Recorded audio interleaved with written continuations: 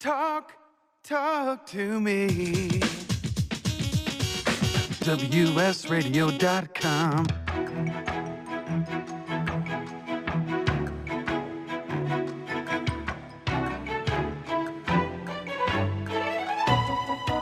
The San Diego Council on Literacy brings you Literacy for All with your host, Jose Cruz. Welcome to the show. I'm Jose Cruz from the San Diego Council on Literacy. This is the Literacy for All radio show on WS Radio, and our guest for these next couple of segments is a writer and literacy advocate, and he's been on tour and has some updates. He's been on the show before, and he's the author of Britfield and The Lost Crown, and we're happy to have back Chad Stewart. Welcome back to the show, Chad. Thank you, Jose. It's good talking with you again. Yeah, yep. Now, where are you? Are you in Arizona? Did I get that right? I am in Phoenix, Arizona. I just finished my second presentation today, and am headed back to the hotel. Very good. And you're probably moving on to your next city and your next presentation. Tell me, what do you, as a writer and promoter of your books, because I know you're still writing too. What do you do at these presentations? Yeah, really bring the crowd up to speed too. So it's I'm on our fall book tour for Britfield The Lost Crown, and that's part of a 7-book series. We just launched it in August, so we're kind of excited about that. We've been to over 110 schools, 12 states, and 110 schools, and over 1,500 students. So it's like, wow. Very good. Yeah. So yeah. It's really exciting. I'm coming into the schools, and I was at a school yesterday of 300 middle schoolers. You can imagine another great school today, about 240 students. And I'm coming in as an award-winning author, and we're kind of talking about Britfield. But really, the main tour behind it is creativity and storytelling, and what's behind creativity and the importance of ideas. And it's very, very exciting. It's a very engaging presentation. We've got about a 50-slide pitch deck with a lot of really just fun pictures and examples, and then we've got like 4 media clips that we play, like one's a movie trailer, and then like another's a commercial. So I kind of tie all that in, so it not only keeps them entertained, but they're just great examples. And if you can imagine, I can go for an hour, and I've got the audience captivated, and we're talking 10, 11, and 12-year-olds. Right. And I want to come back to that. I kind of jumped ahead because I was curious about what was happening with the tour. Haven't had you on the show before, but for some of the new listeners, what you have with Britfield and The Lost Crown is, and I'm going to read this, it's a fast-paced middle school young adult adventure novel that transports the reader from the smoldering crags of Yorkshire to the heart of England and finally to the magnificent shores of Dover. It's creating an interactive world. I want to talk more about that. Of mystery and adventure, culture and education, and then it's about friendship, family, loyalty, and courage. We love all of these things, and as you said, it's the first in a 5-book series. But you have done the second book? Yeah, the second book was actually finished about 10 weeks ago. Okay. Kind of my final polish, and book 1 is 384 pages, and our youngest reader has been 7. Our oldest reader has been 93. Okay, good. It's just like it's a perfect book for moms and parents, and obviously for middle schoolers and even young adult. And then book 2 is 540 pages, so it's like, oof, I didn't expect that. But, and that'll be launched next year. See what you did? That's amazing. I mean, just because, all right, you didn't try to write 540 pages, and it was in you. I didn't. Yeah, and so I'm always amazed by that because I'm still trying to get my first book out, and I'm on page 1. But just so you know, I mean, it's inspiring. You're presenting a real world, and this is what I talk to people about when I talk about your books, Chad, and that it's a real world children can relate to, fresh approach, entertains the reader with accurate geography, history, architecture, and culture throughout the exciting adventure. And this gets the attention of the educators, but it's also helpful to the kids, and it also gets their attention, and the whole scene that you created, the world that you created is a thing that's bringing in those audiences of 300 screaming teenagers, and I'm just kidding, but you have a fan base there. I mean, they know your book, they know you. Yes. Yeah, no, it is. It's I think what's great about Britfield is, and there's a huge gap in the market, especially the middle school market, for just really good, wholesome books, about family values. I think it's saturated right now with demigods, superheroes, and witchcraft. And, it's really just a disconnect from reality. And I think what's great about Britfield is it takes place in present time. It has none of those. It's just about Tom and Sarah and the two orphans that London. And it's everything that, it's everything that they're confronted with along the way and the people that they meet that help them. And, they're constantly confronted with problems that they have to solve, and it really kind of hits on the three or the four C's, which is creativity, communication, collaboration, and, forgot the fourth one. Anyway, critical thinking. Yeah, and, there you go. Yeah. And so I think that's what's so great about it. I mean, children can not just read it, but relate to it, and it doesn't have that disconnect. So it's like when Tom and Sarah are confronted with a problem, they've got to talk it out and think it out and try it. And sometimes they fail, but they learn from the mistakes. In other books, and most of the books that are out there, it's like they wave a wand or they say a spell, and it's like, it's number one, it's just not good literature, but it's also not reality. Yeah. And then our kids aren't really learning anything. It's kind of a flash over substance. So they're getting exercises and such, and maybe you could talk about the interactive part of it. And I'm sorry to say, I have a whole line of books I'm trying to read, Chad, and yours is in that line, so I haven't gotten there yet, but I'm going to. I promise. I'm really on a roll here with the books I'm putting away. But and just in terms of the interactive world that you have in your books, how can you explain that to the listeners? And I think part of it you've done already, just with the problem-solving aspect of things. Yeah, I think what's so great about the book is it's a fast-paced adventure novel. So it's 384 pages, and we've had 12-year-olds that have read it in 5 hours. So it reads very fast, and I think for even children that don't like to read, we're capturing that market. They love the book, and parents are just aghast. Oh my gosh, thank you. Read a book. The book and stuff. So so that's kind of exciting. And then let's pull over for a second here. And then and funny thing is half our market are probably moms and the adult market, because they like the book and it's fast paced. But I think the interactive part too is, so you have a fast paced adventure novel that just flows. There's really no kind of pause in it, and it's interesting. Just like last week, there was a student that read it and he loved it. He goes, I kept looking for a place to stop, to take a break. He goes, but I couldn't find one. And I thought, that's awesome. And then you have all the history. You have history, culture, geography, architecture. And so the kids are learning. We have maps in the book, and so they can see it's like, Oxford or London or even England. So they kind of interact with the maps. We have a wonderful website that we spent 6 months creating, and it's got over 400 pictures of Britain. So all the places that Tom and Sarah go are real places. Yeah. And so the children can go on the website, see it. There's interactive maps so they can zoom in and zoom out, another 100 pages of material. And it's just based on family values. If you'd ask me what's the number one thing that Britfield's about, what's the theme, and I'd say it's about family and friendship. So it's that kind of interaction. It's a learning book as much as an entertaining book, plus it's just based on those family values. Well, so I have to ask you, because you're a U.S. product, and so am I right? And so here's Britfield, which is right now at least very much England.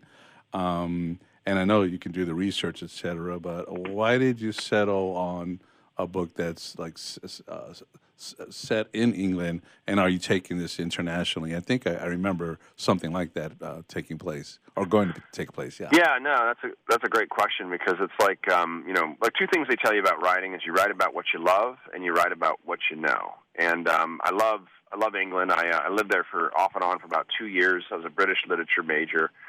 So I think that's one of the reasons I love the country, I love the people, and so I wanted to take my audience to England and travel with me and go to all my favorite places that I went and share that with my audience. And so I think that's fun. I think it's interesting too with England, because it's each country that the books are placed in become a character, which is interesting. So it's like in most books, it's always kind of like it's back to the same place. You know what I mean? And maybe it's a school, and then next year comes, and then, as the series continues, they're always back at the same place. And for me, it's like book 2's in France, book 3's in Italy, book 4's in Russia, book 5's in China. So you take them on this journey, and so the country becomes a character.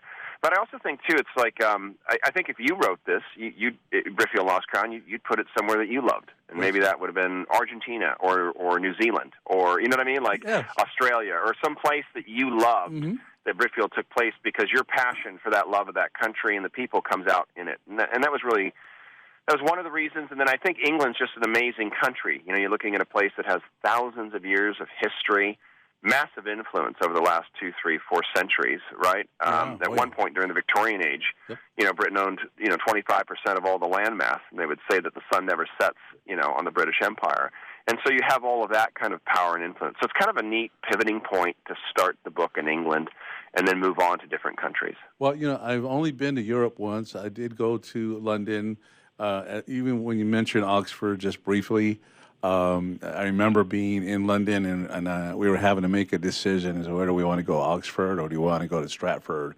And we had made up our mind we were going to Oxford, and the people at the front desk of the hotel said, "No, you want to go to Stratford." And that's why we went to Stratford. So I don't know what was in Oxford, but it touched my heart just hearing Oxford and knowing where I was there. So it is quite a country. Chad, we're going to take a break in just a few minutes here. Want to know more about the other books and really, your plans for the future, because this thing is humming along, and now, I really got to bump your book up in my line of to read things, because I love what I'm hearing, and I love what it's doing for sometimes reluctant readers, and we need the kinds of material. And I want to come back to that, too, that inspire kids to read. So we'll be back. You've been listening to the Literacy for All radio show on WS Radio, the worldwide leader in Internet talk.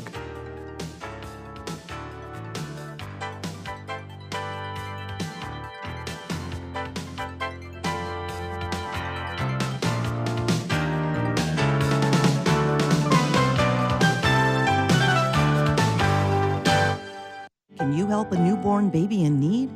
Sometimes the blessing of birth becomes complicated and perilous. Miracle Babies is there to help.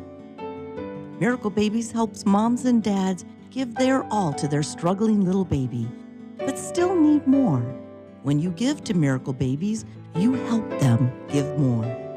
More skin-to-skin care, breast milk, and love. Go to miraclebabies.org and give right now. Be their miracle. Looking to be a successful entrepreneur? The virtual assistant industry continues to be a top choice for those looking to start their own business. The problem can be how to become a virtual assistant. Many turn to the Bible of the VA industry, the book, Virtual Assistant, the series, and it's the perfect guide for office managers, executive assistants, and other administrative professionals looking to make the transition from employee to successful business owner. Go to vatheseries.com to get your copy today. Small businesses are the lifeblood of America's economy. Every Thursday, SBA Radio interviews industry professionals and is dedicated to provide small businesses with timely insights and innovations. Visit www.sbaradio.us for details. Homeless veterans and their families are suffering and need our support, but many won't ask or don't know that help is within reach. Veterans Community Services is here to help.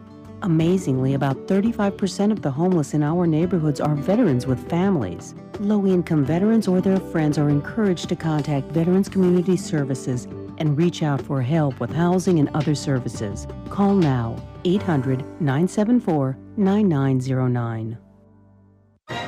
I raised $8,000 to build schools for South African children. After realizing how many people go hungry in San Diego, I now volunteer at a food pantry. I'm spending the next year doing volunteer projects across 3 countries and helping in ways they designate to be the most helpful. The WorldLink program at the Joan B. Kroc Institute for Peace and Justice recognizes the potential of youth as agents of social change. Learn how you can help youth become a generation of leaders in action at peace.sandiego.edu.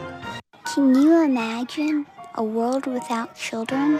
A world where children don't play, or dream, or imagine. At St. Jude Children's Research Hospital, we're working every day to find cures for diseases that strike down children, because we can't imagine a world without children. Can you? Finding cures, saving children. St. Jude Children's Research Hospital. To learn how you can help, log on to our website, stjude.org. Donate cash, furniture, clothes, and other gently used household items to Father Joe's Villages and get a nice tax break in April. Every donation is tax deductible. Believe you can make a difference. Be Father Joe. Go to neighborhood.org or call 1-800-HOMELESS to donate today. Talk to me. WSRadio.com.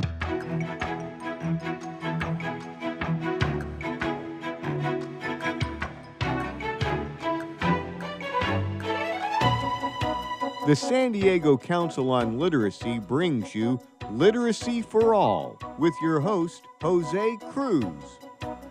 Welcome back to the show. I'm Jose Cruz. You're listening to the Literacy for All radio show here on WS Radio. And we've been talking to Chad Stewart. He is, I don't like just calling you an author, Chad, because you're a big-time literacy advocate, an advocate for youth reading materials for teenagers, and also the author of the Britfield and the Lost Crown series. So glad to have you on the show. I wanted you to know that joining us is Chelsea Ganack-Egley, and she's going to be on the next segment. But I put her on because she has experience with one, she's here, and two, she has experience with teens and youth reading and all that. She's actually the literacy coordinator for the Oceanside Public Library Literacy Program. So I don't know if you've been. Wonderful. Have you been Oceanside yet, Chad? Oh yeah, we've done a couple of schools in Oceanside. We kind of saturated San Diego, so right. I can. If we have a minute, I'll tell the audience a little bit about our tour because it's kind of fun. But very yes, good. We've been to Oceanside. So welcome to the show, Chelsea. Thank you very much. Very good. So she might chime in. I think she has probably some. Sure. I have some perspective, not all perspective. So it's always good to have new voices and such. So Chad, I mean, just in terms of saturating. I know that you were at the Festival of Books in San Diego. Yes, all right. Fun. How did that? Now, are you doing things like that? Was that kind of different for you, and just in terms of having exposure and an audience? Were those your people there, or this is something that's just kind of emerging as an audience for you? Yeah, it was. We don't do normally those kind of events, although it was fun, very fun, and I think we did. I sat in on one of the classes or seminars that they were doing there with some other authors, so that was that was fun, a bit interesting, but fun. But no, that was great. I mean, that was a great event. We had a wonderful booth right there on the corner, so that was just that was really cool. Oh, I wish. Gosh. Yeah, I'm sorry. I was just going to say I wish I'd have known you were there because we were busy giving out books that day. But just a good time. Yeah. So anyway, you and I haven't met yet. Yeah. We've been doing this by phone. That's right. Oh my God. Okay. Well, that's got to happen. Let me ask you a question. As I was just taking notes about other things that have come up regarding emerging readers and preparing children to read, and looking at actually a number of things that happen in advance of teaching reading. That you have issues with equity, social emotional challenges, things that just kind of interfere, learning disabilities or learning differences. You have the intelligences that we don't always tap into, that we want kids to read and write, and we really don't access all the other strengths that they have, the talents. Sure. And them just looking for characters that they can relate to, things that are relevant to them. You've done a lot in addressing a number of those things, and I don't know if it just comes out because you write and you capture these things, or just by design. You're responding to what we need in the way of readers. And you already talked about how your books read really fast, and I think that's a great thing. But we have to work harder these days. That's the way I look at it. What do you see with these readers today? Yeah, it's interesting, and it's a whole other conversation because we're competing against, so many things, obviously, the media and the social media devices and the iPhone and the computer and the games and all of that. And it was interesting that last week just had this, knocking it out of the park school. And one of the comments, teacher, as she was thanking us for coming, said that, Mr. Stewart's inspiring a whole other generation of readers. And I thought, wow, that's a powerful comment because we're getting kids excited about reading again, and I kid you not. And it's 110 schools, 5,000 miles, and 15,000 students. That's a movement. That's a movement. Yep. You know, if I did 5 or 6 schools, it's like, okay, that's great, well done. I mean, I've hit, I think, 12 or 14 states, and then we're already booking for our spring 2020 tour. So, you know, it's boots on the ground. I'm taking it right to them, and I think everyone learns differently. You know, and I wasn't a reader when I was younger. I was really struggling. My mom thought, uh-oh, you know, and then finally I was kind of in this small group in class, and I think Moby Dick was what did it for me of all things. And I found a story that I don't even remember it. My mom told me. I was like, I don't know what book I was reading. But then again, I remember other classics like Runaway Ralph or The Mouse and the Motorcycle, James and the Giant Peach, just captured my imagination, and it made me want to read. You know, and we have, you know, today we did a school, and we sold about 75 books at one school. It's about 240 students. And that's 75 students that are excited to get the book, go home, and start reading it. And so we're just captivating the audience. We're getting them excited about reading a great book. But I think on the other side of it, we actually have the audiobook done by an award-winning British voice talent. So some with learning disabilities or that can't read or has problems. You know, so we have the audiobook, which I think is great. I think the website is really helpful because it's visual, because everyone's different. You know, and that's why with my presentations, I'm hitting most of the students on one level. I tell stories, a little bit about myself, and then some other successes like Pixar or Star Wars. It's the story behind the story. It was the rejection of the idea that they had. Nobody wanted it. No one was interested in Pixar. Believe it or not, no one wanted to make Star Wars a movie. They thought it was ridiculous, stupid, and no one would understand it. Right. So I'm dealing on that level, but I'm storytelling. I'm showing some great slides, examples of creativity. We show videos. We have music. So it's like I'm really hitting students on all those different learning levels because we all learn differently. So I think from a presentation standpoint, it's great. I think from a book standpoint, just writing a fun, compelling story that draws them in. We have parents that are buying it for, you know, their third graders so they could read it to them. You know, so maybe it's a little beyond the reading, but what a great way to connect with your kids at night and pick up, you know, from another chapter. Oh, you're doing it, Chad. Chelsea's reading the summary about your books, and she's listening. What are you thinking about all this?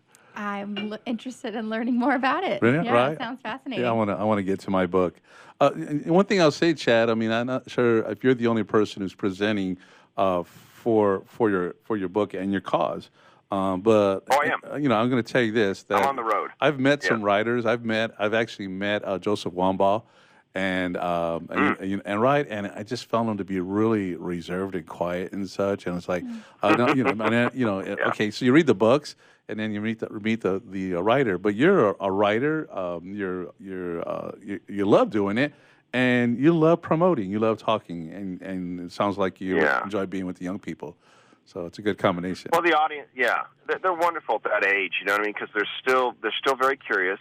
They have lots of questions, and they're still extremely creative. And that's a whole other topic because we're really pushing creativity and trying to bring creativity back in the classroom too. And I'll say a couple of things real quick too. Is that we're already AR or accelerated reader approved, and there's a test generated. So it's great for kids because they're part of that program at the schools. And we also have a 3-page study guide based on national standards, so schools can adopt Britfield and teach it in the classroom. Nice. And we've already had multiple schools, adopt the study guide, and actually we did an order last week just for one school, 45 books for next semester that they ordered to bring it into the classroom. So that's exciting. Yeah, and they're going to be checking in with you for book 2, 3, 4, and 5. I have a question because you're creating a culture, a world, a community of Britfield and the Lost Crown readers. Where do they convene? Do you have a place for them? Is there a place they go where they interact with each other? I think. Yeah, it's interesting. I mean, I think the website's the best thing. I mean, we've there's some programs that we want to start. There's the Explorers program, which would be really exciting because it's kind of, you come into a school, you impact them, you get them excited. A lot of them buy the book. I mean, ideally, if the school adopts the book, that's great because then it continues on as a legacy. We do have creativity classes and workshops that we eventually want to come back to these schools and bring into the, do like a cool creativity, workshop with the kids, like a writing exercise. Oh, you could do a diorama contest or something, right? Yeah, but we're thinking about that because you're right, because it's like, it's kind of hard because of the age, right? And kind of having any kind of interaction, we don't, you know what I mean? But like with the website, we want to do like the Explorers Club. We do have book club programs, so they can have fun and questions that are generated, so they can knock it around and talk about it and things like that. So yeah, I mean, it is interesting. Yeah. So do you ever get turned down by schools that say, we really don't want to do this, we don't know anything about it? I mean, how are you? What's your batting average? Yeah, and it is interesting. It really depends. It really depends on the schools. But we do. It depends on the timing. Every school is very different. Some schools are like, "Are you kidding me?" Like, we don't charge to come in. Right. And so it's like, it's just a no-brainer. I mean, we could charge anywhere from $1,000 to $3,000. That would be about the going rate for this kind of caliber and book. I mean, we've won 15 international, national awards. It'll be a bestseller by the end of December. We've sold more books right now than 95% of all books sell in a lifetime. Wow. So, and we're coming in for free, and even with that, it's almost the bureaucracy of it. We need like 6 months ahead of time. It's like, okay, see ya. I mean, it's difficult. Versus some schools are like, fantastic, yes, please. You know what I mean? So, we do. Yeah, we do. It just depends. Every school is very, very different. I mean, I did a public school yesterday, which was great because it's a real mix between private, Christian, Catholic. Even homeschool, charter. We did a phenomenal charter school, and then we did a public school yesterday. I had 300 students. Wonderful. Wow, So I'm like my record. Absolutely. So I'm going to stop because we're running out of time. But this presentation that you do comes with the author. It's a pretty good deal, and that's you, and you're doing a great job. So we appreciate you for it because, like I said, we need more of the books that are that the kids can connect to, and you're doing that, and you can talk to them about this stuff. So how can people get in touch with you, Chad? Yeah, a couple things. We have a contact on our Got about 10 seconds. What's that? Just quickly. Sorry. Oh, yeah. Britfield.com. So BRITFIELD.com. Britfield.com. Okay, thank you, Chad. And we'll have you back. You've been listening to the Literacy for All radio show on WS Radio, the worldwide leader in Internet talk.